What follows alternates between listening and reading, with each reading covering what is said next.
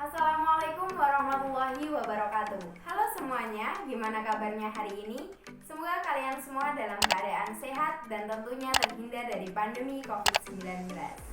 Seperti kata pepatah, tak kenal maka tak sayang. Kalau udah kenal, jangan lupa disayang.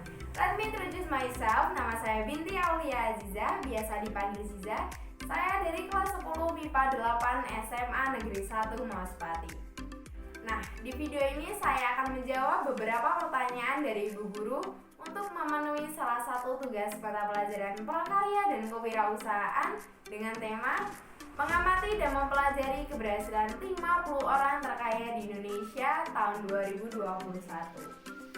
Teman-teman tahu nggak sih siapa orang terkaya di Indonesia tahun 2021? Yap, betul sekali, Robert Budi Hartono. Kebanyakan masyarakat Indonesia sudah tidak asing lagi ketika mendengar nama Robert Budi Hartono. Namun sebagian masyarakat Indonesia mungkin terbesit di benaknya dan muncul sekali berbagai macam pertanyaan. Siapa sih Robert Budi Hartono itu? Kerja apa dia? Kok bisa dia dinobatkan sebagai orang pertama terkaya di Indonesia tahun 2021? Oke, saya akan membahas sedikit profil tentang Robert Budi Hartono. Pria dengan nama asli Oleng Kijong atau kerap disapa Robert Budi Hartono merupakan pria kelahiran 28 April 1940 di Semarang. Beliau merupakan anak kedua dari pendiri perusahaan jarum. Dirinya menikah dengan Widowati Hartono atau lebih akrab disapa Gio Hartono. Dari pernikahan tersebut dikaruniailah 3 orang putra yang mereka telah menyelesaikan pendidikannya. Mereka adalah Victor Hartono, Martin Hartono, dan Arman Hartono. Robert Budi Hartono mengawali karirnya sejak tahun 1969 silam. Dalam perjalanan bisnisnya, sosok Robert Budi Hartono tak terlepas dari seorang kakaknya, Bambang Hartono. Singkat cerita, kakak beradik ini memulai usahanya melalui perusahaan ayahnya yang sedang mati suri. Setelah melewati beberapa episode kehidupan, akhirnya Budi Hartono mencapai kata kesuksesan dan mulai melebarkan sayapnya serta mengembangkan perusahaan tersebut menjadi sebuah grup bisnis. Tak hanya perusahaan rokok jarum saja, Budi Hartono juga pemegang saham terbesar di Bank Sentral Asia atau lebih kita kenal Bank BCA. Pada tahun 2021 ini, Robert Budi Hartono mencatat kekayaan sebesar 20,5 miliar US dollars. Oke everyone, jadi itu tadi sekilas tentang sosok Robert Budi Hartono, CEO of PT Jarum Indonesia. Selanjutnya saya akan menjawab beberapa pertanyaan dari Ibu Guru. Untuk poin yang pertama, mengapa saya memilih Bapak Budi Hartono untuk tema kali ini?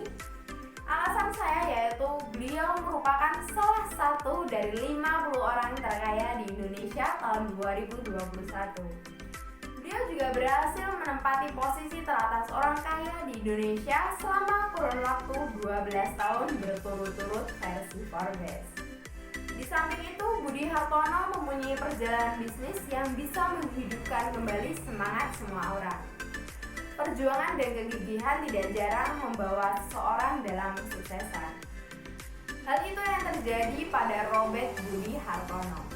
Berkat perjuangan dan kegigihan, usaha dan bisnisnya kini sukses besar.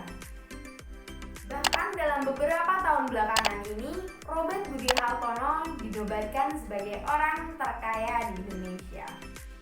Forbes mencatat, di tengah tekanan ekonomi akibat penyebaran COVID-19, kekayaan mereka masih bisa mencapai 38,8 miliar pada tahun 2020 lalu. Semua berawal pada tahun 1951 ketika ayah mereka, Oleng Wigwan, membeli perusahaan rokok sekarat bernama NF Muruk. Merek yang produknya awalnya bernama Jarum Gramafon kini dipangkas menjadi Jarum saja. Upaya itu membuahkan hasil. Produk yang dihasilkan perusahaan dan pabrik terus berkembang. Hingga pada tahun 1962, perusahaan yang awalnya hanya mempekerjakan 10 orang itu berhasil menambah kapasitas produksi hingga 329 juta batang per tahunnya. Namun sayang, di tengah kegemilangan kinerja itu musibah datang. Pada tahun 1963, pabrik rokok Jarum terbakar. Yang tersisa hanya pabrik di kawasan Kliwon, Kudus, Jawa Tengah. Musibah berlanjut hingga Oeng Guan meninggal tak lama setelah peristiwa kebakaran terjadi. Tak ingin larut dan meratapi keterpurukan, Robert Budi Hartono bangkit. Ia menghidupkan kembali usaha yang telah dijalankan oleh ayahnya. Beliau membangkitkan Jarum dengan melakukan berbagai pembenahan manajemen dan peralatan produksi. Upaya itu memberikan hasil yang gemilang. Hingga pada periode 1965 hingga 1968, produksi rokok yang terjual berhasil tembus 3 miliar batang. Wow, sebuah pencapaian yang fantastis, bukan? Kesuksesan itu tidak lantas membuat Budi Hartono berpuas diri. Hingga pada tahun 1973, ia mulai melebarkan pangsa pasar Jarum hingga ke mancanegara, seperti Amerika Serikat, Arab Saudi, Jepang, dan lain sebagainya. Krisis keuangan yang terjadi di periode 1997 sampai 1998 membuka pintu kesuksesannya di sektor ini. Saat itu beliau memutuskan untuk mengambil alih Bank BCA.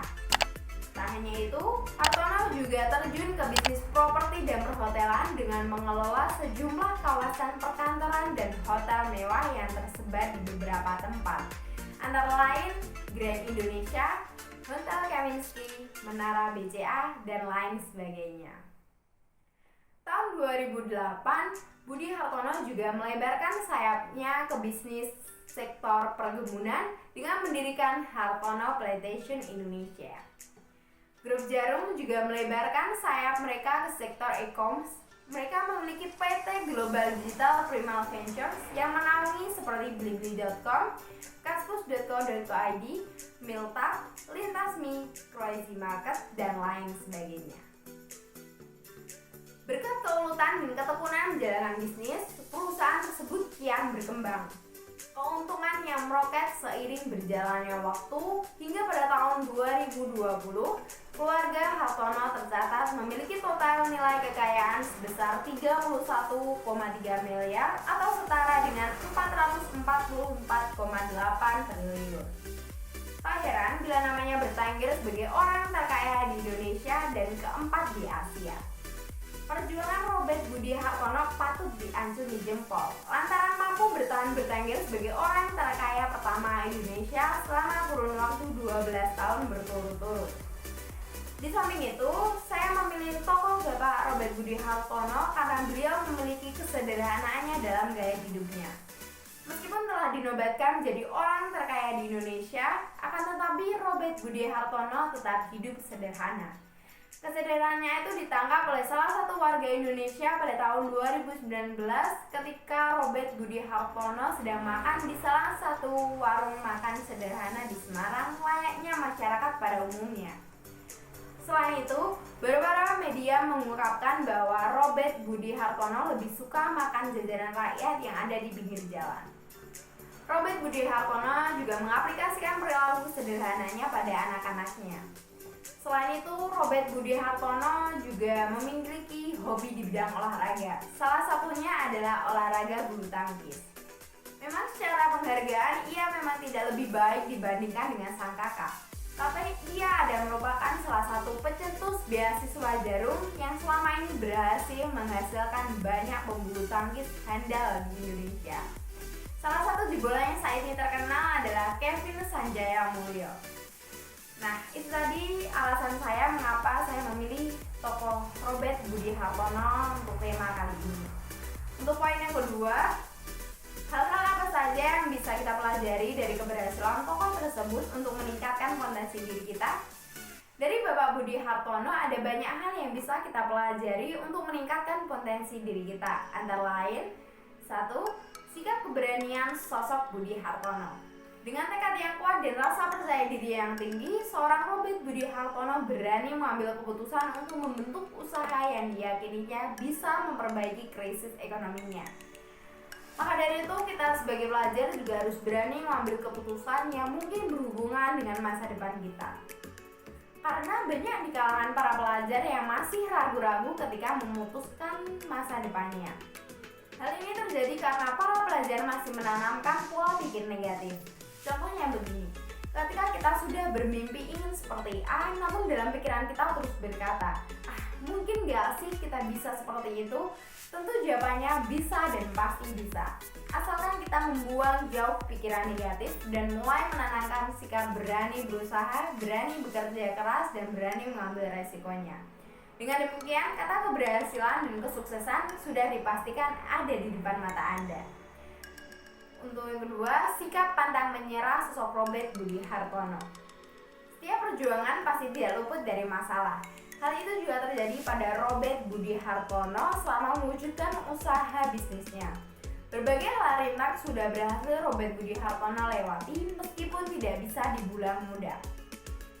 Oleh sebab itu, ketika kita sedang dihadapkan dengan masalah, maka hadapi masalah itu.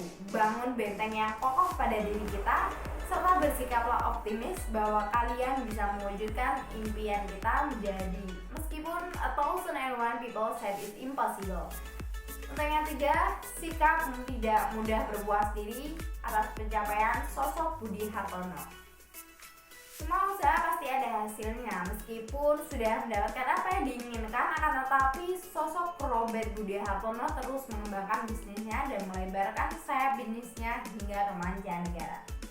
So, sebagai pelajar kita diharapkan bisa menghindari sikap mudah berpuas diri. Pasalnya, sebagai manusia kerap kali cepat berpuas diri ketika mereka meraih kesuksesan. Padahal kita masih bisa menggali lagi potensi dalam diri kita jauh lebih berkembang.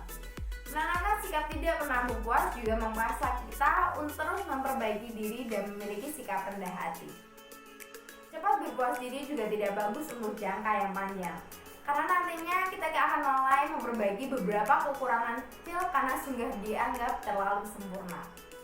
Kepuasan yang tak ternilai adalah saat kita mampu melakukan apa yang menurut orang lain tidak bisa, tapi kita mampu melakukannya.